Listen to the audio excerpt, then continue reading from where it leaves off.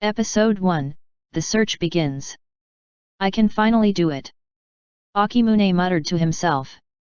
It is the year 2050, and 31-year-old Akimune has been assigned to a case as a detective. It was the murder of a family that took place 27 years ago, and he was the only surviving victim.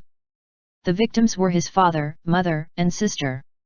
Akimune had no way of knowing why he was suddenly assigned to the case, which he had been hoping to work on for almost 10 years since he joined the police force. Episode 2, Adult Circumstances. The conference room of the Tokyo Metropolitan Police Department is abuzz with criticism of the police. The police, I wonder who asked them to do it, have been doing nothing but exposing influencers, but they don't seem to be interested in cases where ordinary citizens were victims. And big companies are using police alumni as their guards. And so on. Then, a wise man said, how about having a detective who is a victim of a family murder investigate the case? Since the case will never be solved anyway, it won't be a revenge. I'm sure the media will jump on it at first. The general manager said. Okay, let's go with that. Episode 3, The Family Photo Left Behind. Akimune has lost his memory of the incident and the time before the incident, perhaps due to the shock of the incident. However, in the family photo that was left behind, he saw his father, who looked sincere, his mother, who looked kind, and his sister, who was holding his younger brother by the shoulders. Later, Akimune, who had no relatives, was raised in an institution. He grew up to be a straight person with a strong sense of justice. And he swore in his heart, I will find the culprit and take revenge. That is why Akimune learned karate and joined the police force. Episode 4, The Neighbor Who Lived Nearby. However, despite their enthusiasm, the investigation proved difficult. From the intercom video, which was the only clue, we knew that the murderer was a middle-aged man, but we had no further information. One piece of information came to the forefront of the investigation. A woman who lived in the neighborhood at the time was now staying at a nursing home.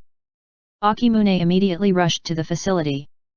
Just as he was about to ask the elderly woman about the case, the visiting hours were over, and the rest of the story would be continued tomorrow. Episode 5, Termination.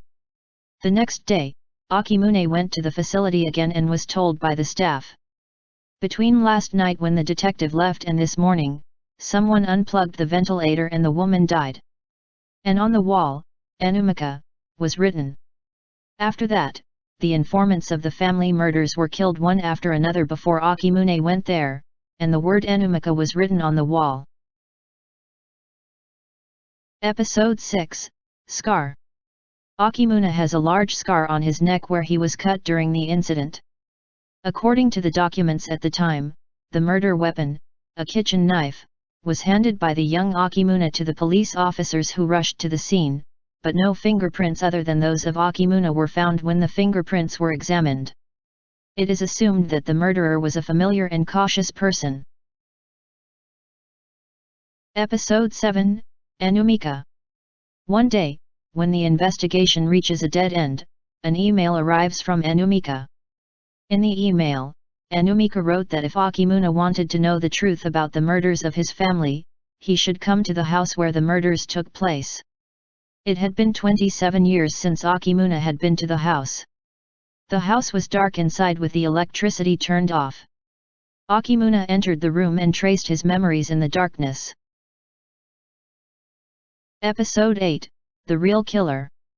Suddenly, a voice called out in the darkness. It's been a long time, Akimune. Who am I? It's Enumika. He told Akimune that Enumika was the real culprit, and revealed the truth behind the incident. In fact, his father, whom he had thought to be sincere, was a con artist who had no regard for his family, and his mother, whom he had thought to be kind, was an alcoholic who had abandoned her child-rearing duties. And his sister, who he had thought was devoted to her brother, had been power harassing Akimuna under such stress. Episode 9, Second Personality. In such a family environment, a second personality, Enumika, was born in Akimuna's mind. Enumika harbored hostility toward his family and planned to kill them. Unlike Akimuna, Enumika was familiar with electronic devices and, using the latest AI technology at the time, created a video of a fictitious person and placed it on the intercom video. Enumika made a picture of a happy family. Enumika asked the AI how to make a large wound on the neck without killing the victim. It was natural that there was only Akimuna's fingerprints on the kitchen knife, which was considered to be the murder weapon at that time. Episode 10, Suggestions and Answers. The crime was committed as planned. After the crime, Enumika erased Akimuna's memories so that he would not be troubled or confess to the crime.